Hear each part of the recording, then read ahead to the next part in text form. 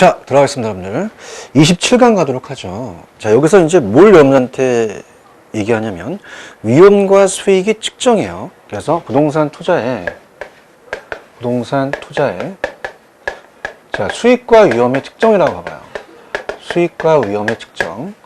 그럼 정확하게 이제 우리가 그 측정치가 나와야지만 투자 판단을 할 수 있다는 얘기죠. 자, 수익이라는 자체는 우리가 장래 생긴다 그랬어요. 장래는 불확실합니다.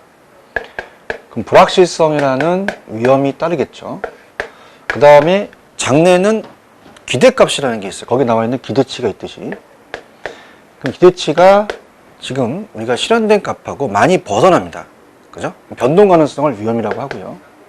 변동 가능성을 자, 우리가 위험이라고 하자. 그럼 우리가 아까 평균을 낸다 그랬어요. 무슨 말이냐? 가중평균을 내는데요. 가중평균을 낸다는 얘기는 산술평균이 아니라 가중평균으로서 기대수익률을 구해요. 계산은 뭐 나중에 제가 문제집 때, 요약집 때 해드리겠지만, 자, 보세요. 자, 지금 A, B, C가 있어요. 지금 대안이. 그래서 A, B, C 대안이 있는데, 지금 그 상황이 있는데, 뭐 예를 들어서 호황이다. 그 다음에 지금 불황이다. 그 다음에 정상적이다. 이렇게 본다면, 내가 1억을 투자해서, 기대치라는 게 있을 때는 거죠. 기대 수익. 기대 수익이 있다면, 만약에 호황이면 한 2천만 원 벌고요. 자, 불황이면 난 1,000만 원밖에 못 벌고, 정상이면은, 나는 어떻습니까? 1,500만 원을 예상한다. 근데 이것이 확률이라고 있다 그랬잖아요. 자, 우리가 장래는 불확실합니다, 여러분들. 그래서 곱해서 더한다는 자체. 그래서 곱해서 더한다. 그럼 그 확률이라는 게 있기 때문에, 자, 곱한다는 것은 확률을 따져봐요. 확률. 우리가 돈전이 앞면 나오가 뒷면 나오는 50대 50죠. 그러면 요게 30%가 되고, 요게 20%다. 얘가 30%죠. 50%죠. 그럼 거기에 대해서 수익이 각각 나올 거랍니다. 그러면 그걸 더해서 기대치를 구하는 거죠. 기대치. 그 다음에 기대 수익률이라는 자체는, 자, 이제 이것이 어떻습니까? 예를 들어서 1억에 2천만 원이라는 자체는 20%의 수익 올리죠. 1억에 1,000만 원은 10%, 얘는 15%가 됩니다. 그럼 이걸 곱하면 수익률이 되겠죠. 그죠? 그래서 그렇게 가중평균이에요. 곱해서 더한다. 근데 그것이, 우리가 표준편차라는 걸 학교 다닐 때 배우셨어요. 표준편차. 그럼 표준편차의 제곱이 분산이거든요. 그래서 얼마만큼 그 평균에서 많이 떨어지는 속도를 얘기합니다. 그래서 옛날에 담임 선생님이, 야, 우리 반 속차가 전교 평균보다, 전국 평균보다, 아니죠. 전국으로 하면 또 너무 광범위하죠. 전교, 우리 학교 전교 평균보다 왜 이렇게 편차가 분산은 벗어나는 속도, 이게 많이 벗어날수록 위험하거든요. 자, 그래서 이 계산은 좀 우리가 분산에 대해서 약간 시험에 나왔었는데, 한번 이인신청에 들어갔었거든요. 그래서 이거는 이제 나중에, 우리가 문제 때 다루고요. 그냥 이것만 가지고 가세요. 그러면은, 어때요? 지금 나와 있는 수익은 기대치고 위험을 측정하는 것은, 거기 보시면은, 어떻습니까? 쭉 내용을 보다 보면, 하나, 둘, 셋, 네 번째 보시면 분산이나 표준편차가 위험이거든요. 클수록 위험하고, 작을수록 작습니다. 표준편차가 제로라는 건 위험이 없다는 얘기예요. 자, 그러면 평균 분산 지배의 원리는 어떻게 될까요? 자, 우리가 용어 정리가 참 중요한데, 자, 평균에다가는 수익이라고 적어놓으세요. 우리가 이제 좀 전에 기대 수익률이 있었죠. 그 다음에 분산 지배의 원리인데요. 분산은 위험이라고 한번 적어놓으세요. 그죠? 그래서 어떻습니까? 위험이 동일한 경우는 1번 가장 큰 수익률을 가지고 따지고요. 수익률이 동일하면 위험이 작은 걸 선택해요. 그래서 우리가, 자, 이게 기대 수익률이고요. 그 다음에 이제, 어떻습니까? 변이계수라는 게 나오거든요. 그래서 이제, 이 평균은 기대 수익률을 얘기하죠. 평균은. 그 다음에 표준편차를 예를 든다면, 표준편차의 제곱이 분산이잖아요. 그럼 우리가 두 개를 가지고 따져요. 그러면 A와 B를 봤을 때, 자, 기대 수익률이 10% 동일하다면 표준편차와 분산을 가지고 따집니다. 그러면 얘의 수치가 작아야 돼요. 그럼 예를 들어서 5%고 얘가 7%면 당연히 A를 선택하겠죠. 그럼 A가 B를 지배합니다. 그 다음에 만약에 얘가 5%다, 5%다 라고 한다면은 얘가 만약에 7%다. 그럼 당연히 A를 선택하겠죠. A가 B를 지배합니다. 뭐 달리 할 수도 있죠. B가 A를 지배할 수도 있고요. 그런데 뭐가 문제냐면 이런 상황이에요. 만약에 우리가 B가 수익도 크고 얘보다 위험도 커요. 그럼 우열을 가리기가 어렵습니다. 그죠? 그래서 자, 물론 뭐 얘가 수익도 크고 위험도 낮다면은 좋은 대안이죠. 그럼 이때는 선택할 수가 없어요. 자, 얘는 위험도 높고 수익도 높으니까 어떻습니까? 위험 추구형이고 얘는 수익도 낮고 위험도 낮으니까 위험 회피형이다. 투자자에 대한 그 형태에 따라 틀린 것이지 평균 분산 지배 원리 선택이 불가능합니다. 자, 그래서 맨 밑에 가시면 디귿번에 동일한 수익이 하에서 낮은 위험을 동일한 위험에서 높은 수익을 선택하는 건데 두 개 이상의 투자 대안에서 어느 하나를 선택하는 기준이다. 따라서 수익률과 위험이 각각 다른 투자 대안에서는 이 평균 분산 지배를 적용할 수가 없어요. 자, 그래서 나온 게 변이계수입니다. 그러니까 변이계수라는 것은 변이계수는 상대적인 측정이죠. 상대적인 측정. 그래서 상대적인 운영계수입니다. 그러니까 절대적으로 본다면 얘가 동일할 때는 얘만 보면 되거든요. 그래서 변이계수는 위험을 나타내니까 낮아야 좋아요. 그럼 알고 싶은 게 올라가니까 표준편차가 올라가죠. 표준편차. 표준편차가 올라가고 수익이 내려옵니다. 그래서 밑에 평균 기대수익률이라는 게 있죠. 평균 기대수익률. 자, 이렇게 봅니다. 자, 그래서 우리가 기대수익률당 위험인데요. 자, 이건 낮아야 돼요. 그래서 우리가 기대수익률 단위당 위험, 분모당 분자. 그래서 위험 정도의 표준편차를 나타내고, 그러나 분산 표준편차는 절대적 위험이지만 얘는 수익률이 다를 경우 서로 비교하기가 불편합니다. 그럴 때는 서로 다른 자산의 상대적인 위험도인 변이계수를 따져요.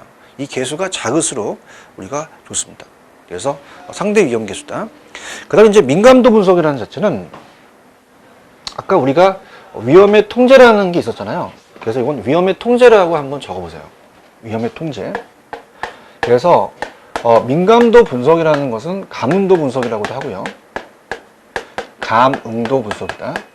그 다음에 이거는 지금까지 출제됐던 거는 정의만 나왔지 확실하게 그 내용을 물어보진 않았어요. 그죠? 그래서 자극에 대한 반응을 얘기하면서 탄력성과도 같은데요. 자, 그래서 어떻습니까? 어떤 독립변수가 변할 때 종속변수가 가장 민감하게 영향을 주는지 알고 싶다는 거죠. 자, 그래서 우리가 탄력성이라는 건 뭐였어요? 자극에 대한 반응. 그래서 자극을 독립변수를 줘서 종속변수를 보는 거죠. 그래서 투입 요소가 있습니다. 어떤 요소를 투입시켜봐요.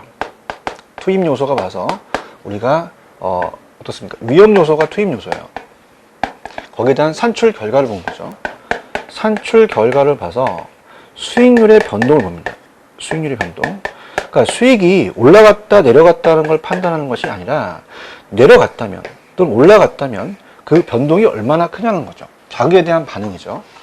그래서 그런 겁니다. 우리가 여러분들 예를 들어서 지금 1차 과목에 민법하고 개론이 있어요. 그죠? 그렇다면 자, 민법은 우리가 예를 들어서 개론과 같이 봤을 때 그냥 개론은 어떻습니까? 막 나오는 점수가 뭐 나중에 60점 나올 수도 있고 뭐 65점 여기서 왔다 갔다 해요. 그럼 이건 굉장히 안정된 거죠. 근데 민법이라는 것은 예를 들어서 어떤 분이 80점도 나올 때도 있었고요. 아니면 뭐 40점대도 나올 수가 있대요. 그럼 이 변동폭이 굉장히 크거든요. 그럼 민법이 더 여러분 통제를 해야 됩니다. 그러면 민법에 더 여러분이 그 비중을 더 차지해야 된다는 거예요. 그러니까 그 비중이 너무나 자기에 대한 반응이 크다 보면은 위험하다는 얘기죠. 마찬가지로 지금 A 대안을 봤을 때, A에 대한 봤을 때 두 가지를 한번 찔러봐요. 그죠? 그래서 내 부동산을 투자한다면 영업 경비가 있겠고요. 영업 경비가 있고 그 다음에 세금이라는 게 있어요. 그럼 영업 경비가 높아지면 1% 우리가 위험하죠. 세금이 1% 높아지면 위험합니다. 근데 낮아질 수도 있다는 얘기죠. 근데 이 변동폭이 수익률이 영업 경비는 한 1%의 변동폭밖에 없어요. 왔다 갔다. 근데 세금은요, 한 번 우리가 올라가면은 막 뭐 이 자체적으로 수익률이 한 30% 올라가는데 한번 떨어지게 되면 뭐 마이너스 뭐 한 60%까지 떨어진다 봐요. 굉장히 위험하거든요. 그럼 이런 것들이 위험 요소죠. 그래서 우리가 아직은 출제가 안 됐지만 민감도가 클수록 덜 위험한 게 아니라 더 위험하죠. 그럼 이런 위험 요소를 미리 통제해서 줄여보겠다는 얘기입니다. 그래서 어떻습니까? 그 자체적으로 그 요인을 알고 있으면 개발할 때 신경 쓰고 관리할 때 반영하거든요. 그러니까 정책과 평가에서 많이 사용합니다. 그래서 자, 민감도 분석은 불확실성의 투자 대안을 평가할 때 사업 수익에 영향을 미치는 변수 중 나머지 변수를 일정하게 보고 어느 한 변수를 투입시켜 봐요. 그럼 우리가 내부 수익률이라는 게 있잖아요. 이 수익률에 어떻게 민감하게 반응하냐. 그러면 민감하게 반응하는 건 집중 관리에 대한 변수가 되겠고, 투자 효과를 분석할 때 모든 투입 요소가 변함에 따라 그 결과 어떻게 반응하는 거죠. 그래서 공시지나 운영 경비 같은 거를 투입시켰을 때 수익률에 대한 변동이에요. 그래서 민감도가 가장 민감한 게 위험해 보시면은 우리가 어떻습니까? 비교해 보세요. 민감도가 클수록 더 위험하죠. 그래서 밑에 더 위험한 투자를 평가한다는 거죠. 그래서 간평 때도 사용한다는 얘기입니다. 이렇게 해서 보시면 돼요. 위험의 통제다. 이렇게 보시고, 그 다음에 이제 우리가 공부하실 내용이 포트폴리오입니다.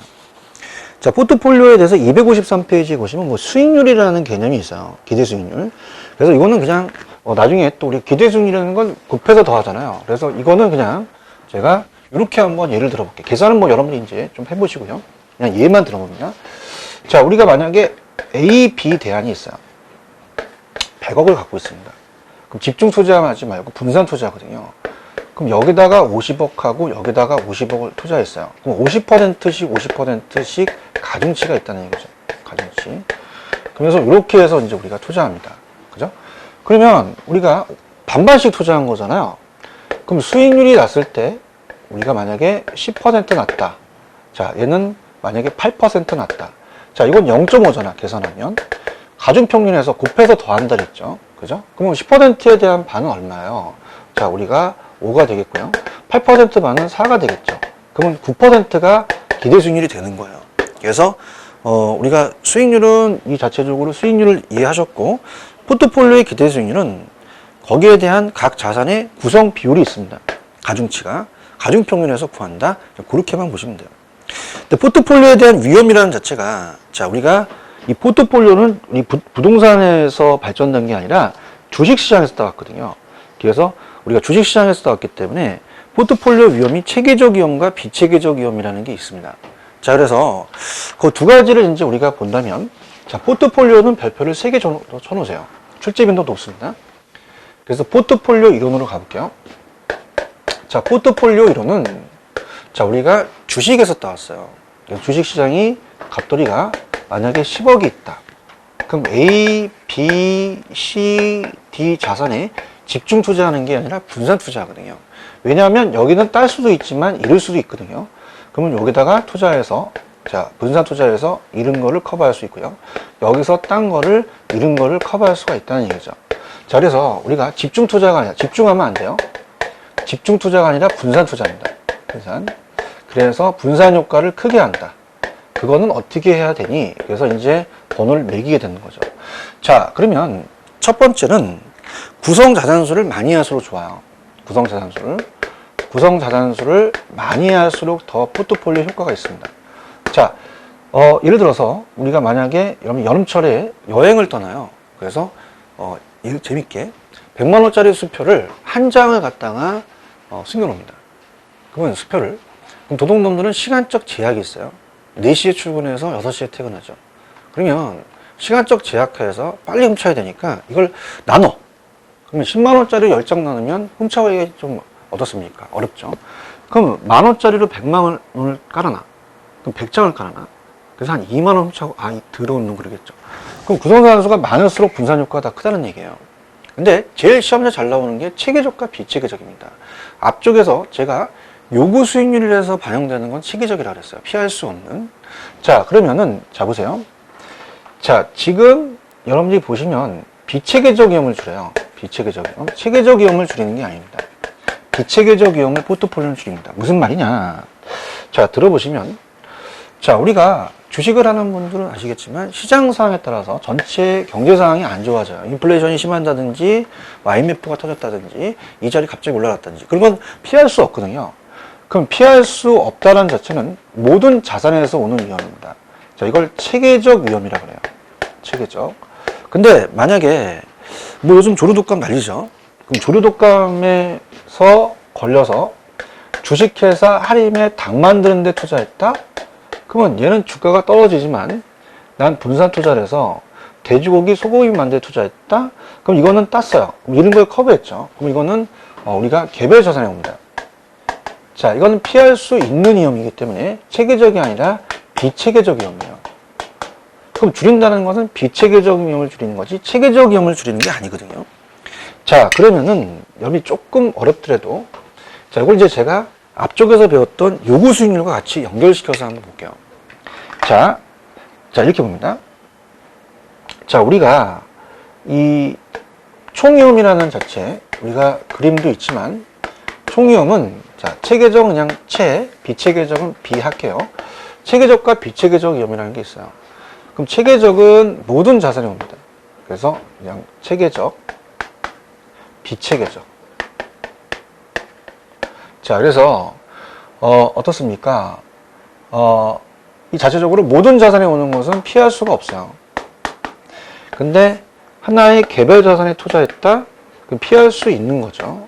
이렇게 봅니다. 그러면 이게 여러분들이 시험장에서 잘 생각이 안 나기 때문에, 자, 좀 야매로 가겠는데. 자, 이건 그물이 촘촘히 돼 있어요. 촘촘합니다. 그럼 굉장히 체계적 그물이거든요. 제가 물고기라고 한다면. 자, 그러면은, 어떻습니까? 마른 물고기나 뚱뚱한 물고기나 모두 다 피할 수가 없어요. 그죠?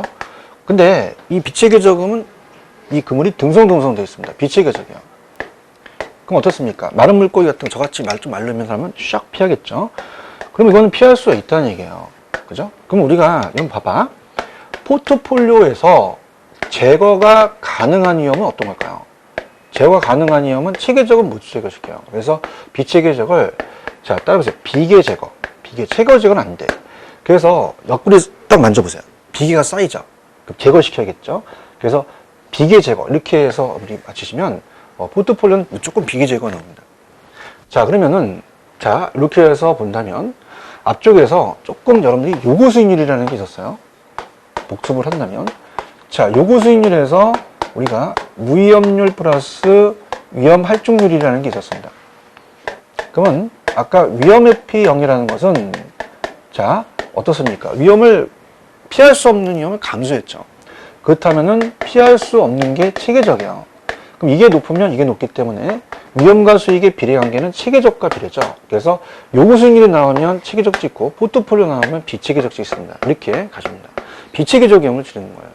자, 그래서 거기까지만 볼게요. 자, 체계적은 그물이 촘촘히 돼 있어. 분산 투자 제거할 수 없죠. 체거는 비계지만 제거합니다. 분산 불가능한 위험이에요.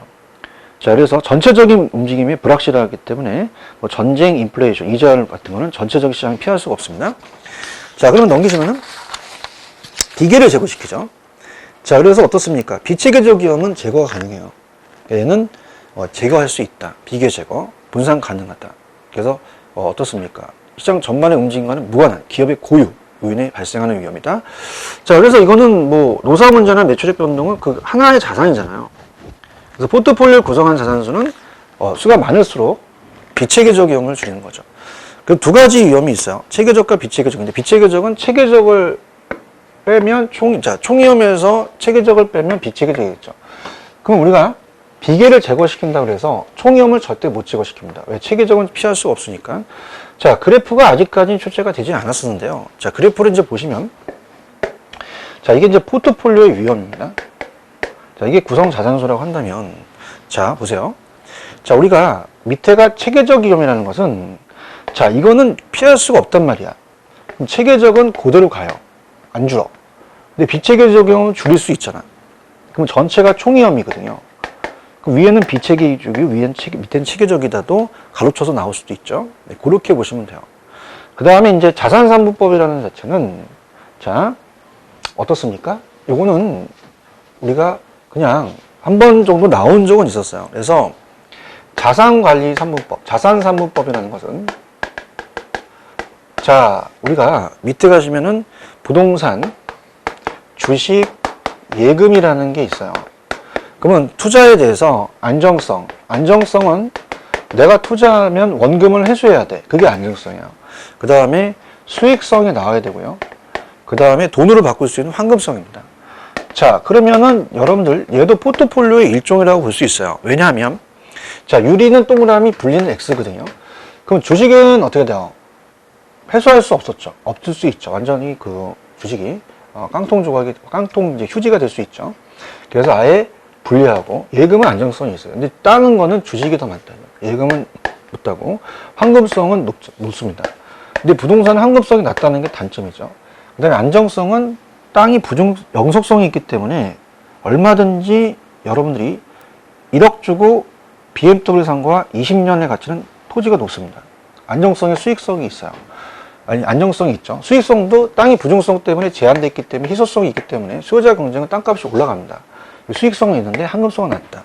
그렇다면은 얘가 이 3분법이라는 것도 포트폴리오에 들어가요. 근데 포트폴리오 일종이 최선의 배합은 아닙니다. 그래서 딱 한 번 나왔었어요. 그래서 어떻습니까? 뭐 30분법, 300분법 하면 더 최적이 되겠죠. 그래서 그렇게만 가져가세요. 그 다음에 이제 포트폴리오의 마지막, 여기 오른쪽에 위험분산 효과에 박스에 보시면 상관계수라는 게 있습니다. 자, 요게 이제 여러분들이 출제가 되는데요. 자, 위에 255페이지 위에 보시면 위험분산 효과의 1번, 포트폴리오는 구성자산수가 많을수록 불필요한 위험. 이 불필요한 위험이 비체계적이에요. 불필요한 위험. 요거 비니까 불이 들어가죠. 그래서 요거는 불필요한 위험이기 때문에 제거할 수 있다는 얘기입니다. 비체계적이고 또 제거가 된다. 그 다음에 어떻습니까? 이 자체적으로 거기서 이 양가로 이번에 상관계수라는 게 나오거든요. 그 밑에 공분사는 보지 마세요. 상관계수는 보세요. 공분사는 잘 안 나옵니다. 그러니까 상관계수라는 것은, 상관계수는 A와 B 자산이 있으면 이 두 자산의, 이 개별 자산의 수익률이 함께 움직이는 정도를 계수화시킨 겁니다. 또한 포트폴리오의 자산 간 수익률의 움직임을 나타내는 통계계수예요.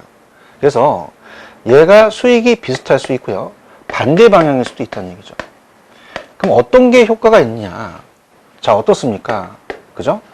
그러면 우리가 그 자체적으로 지금 만약에 주식회사 할인에 투자했다고 한다면 분산 효과가 있었어요. 근데 얘가 똑같은 상관이 비슷한 닭에 투자한다. 네네치킨이라든지 뭐 교촌이라든지 BBQ에 투자했어요. 그럼 이건 어떻습니까? 조도독감에 터지면 주가가 다 떨어지죠. 왕창 낙살나는 거예요. 그럼 우리가 주식을 할 때 항상 그거와 관련되지 않는 걸 투자하는 게 좋다는 얘기죠. 그럼 반대인 게 좋다는 얘기예요.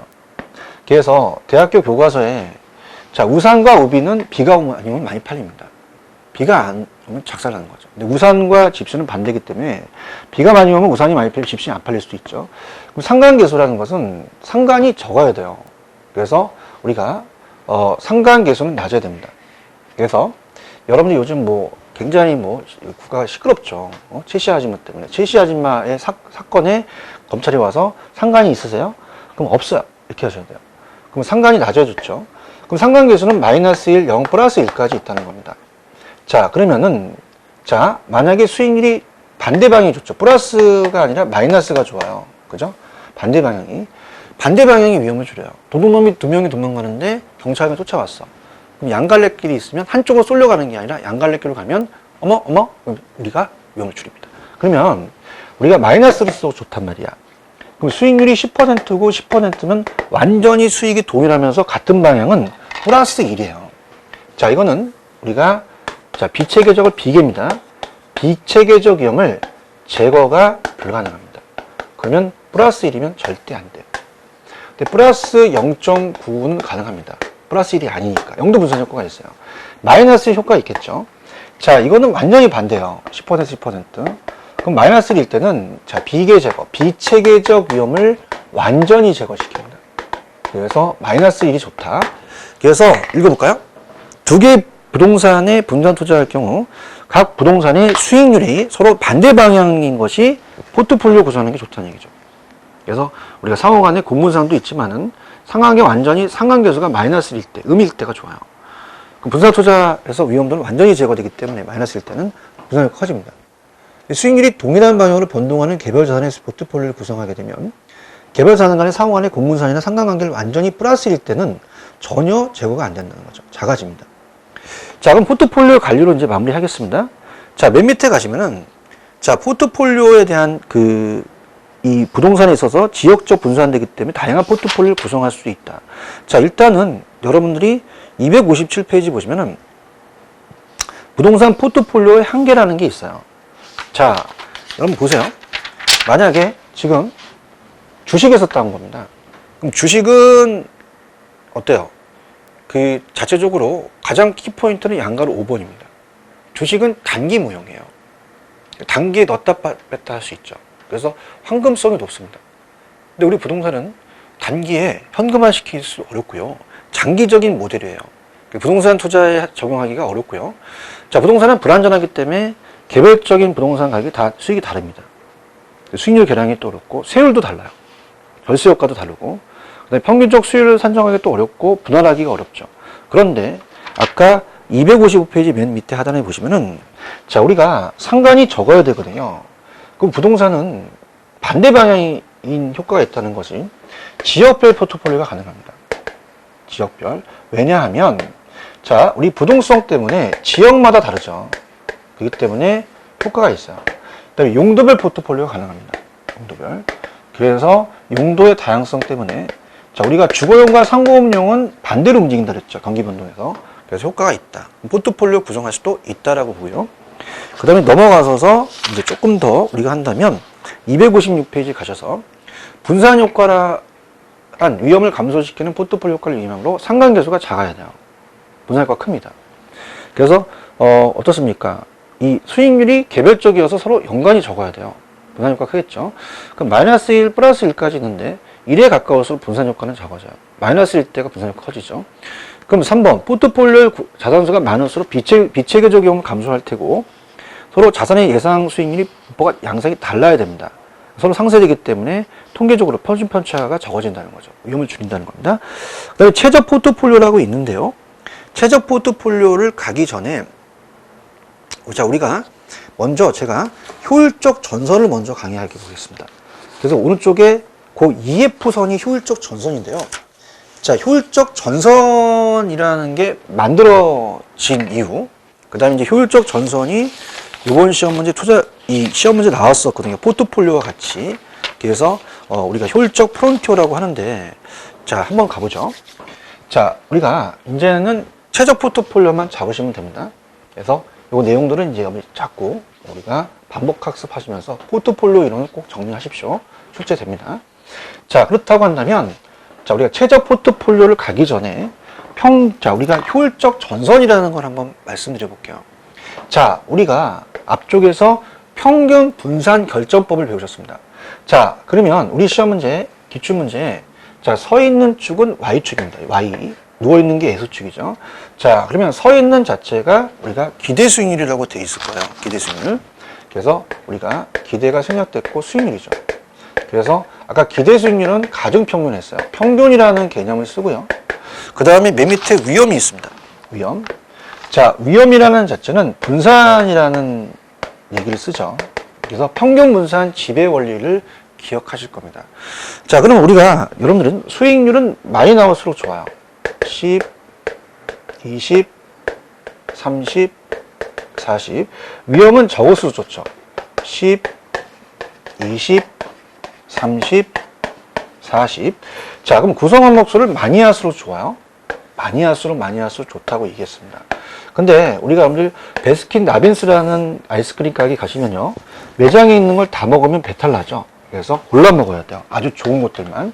그럼 우리가 A, B, C, D, E, F, G, H, I, J 기출됐던 걸 위주로 가볼게요. 자, 여러분들 수익이 같아. 항상 같은 반에 있어야 돼. 같은 반에서 제일 좋은 애를 반장을 뽑는 거죠. 그러면은 이 같은 거에서 위험이 낮은 A를 선택합니다. 그럼 얘가 지배를 한단 말이야. 같은 반입니다. 수익이. 그래서 우리가 위험이 제일 작은 거 일치우고 같은 반에서 수익이 같다면 위험이 제일 작은 거. 자, 이건 같은 반입니다. 위험이 같습니다. 그럼 수익이 제일 큰 거 선택하죠. 그러면 얘네들은 포트폴리오, 그러니까 평균분산 지배원리 한계가 변이계수지만 다음에 나온 게 평균분산 결정법으로 포트폴리오라는 게 나오게 된 거예요. 자, 그러면 효율적 전선이라는 게 만들어지죠. 그래서 효율적 전선을 우리가 영어로 프론티어라고 시험 문제 나옵니다. 자, 그러면 얘 하나하나의 점들이 있어요. 얘는 포트폴리오하기 아주 좋은 대안을 효율적 포트폴리오라고 합니다. 효율적 포트폴리오. 그럼 효율적 포트폴리오를 집합하게 되면 하나의 선이 만들어져. 그게 효율적 전선이죠. 그래서 여러분들 지금 보고 계신 게 바로 이 F입니다. 자, 그러면 어떻게 시험 문제 나왔냐면 B가 J를 지배하고요. AB보다는 AC가 더 수익이 더 커지겠죠. AB보다는 ABCD가 더 좋은 게 우리가 분산 효과는 구성산수가 많아야 됩니다. 그 다음에 A는 낮은 수익, 낮은 위험이니까 어떻게 돼요? 좀 보수적이고요. 보수적이고 얘는 높은 수익, 높은 위험이니까 공격적이 되겠죠. 이렇게 보십니다. 자, 그래서 이렇게 나왔었어요. 그래서 꼭 가져가시고 그 다음에 이번에 시험 문제 뭐가 떴었냐면 이 모양은 우상향합니다. 왜냐하면 수익과 위험이 비례관계예요. 수익과 위험이 비례관계에서 그렇고요. 그 다음에 자, 이렇게 여문이 떴었어요. 효율적 프론티어는 추가적인 위험을 감수하지 않으면 수익을 최화시킬 수 있다, 없다라고 되어 있어요. 봐봐. 자, 우리가 같은 위험에서는 가장 높은 수익을 우리가 선택했습니다. 더 이상 그 위에 수익을 얻을 수 없죠. 왜요? 자, 여기가 이제 제일 좋은 대안이라면 더 많은 위험을 감수를 해야 그 수익을 더 얻을 수가 있다는 얘기입니다. 이렇게. 그래서 우상향한다는 증명이 되겠죠. 자, 그 다음에 우리가 항상 나왔던 게 최적 포트폴리오라는 게 나왔어요. 최적 포트폴리오.